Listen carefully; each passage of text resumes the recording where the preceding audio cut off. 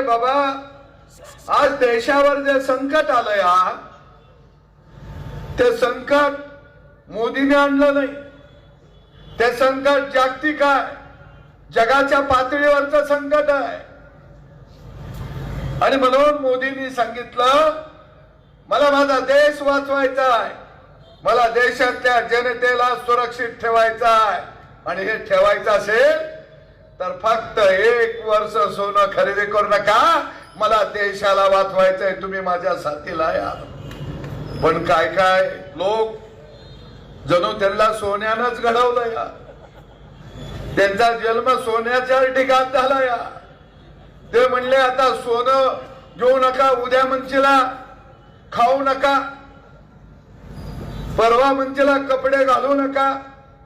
अरे आम्ही असं म्हणलो नाही, पण तुम्हाला घालायची नसली तर घालू नका, आमचा त्याला दुमत नाही.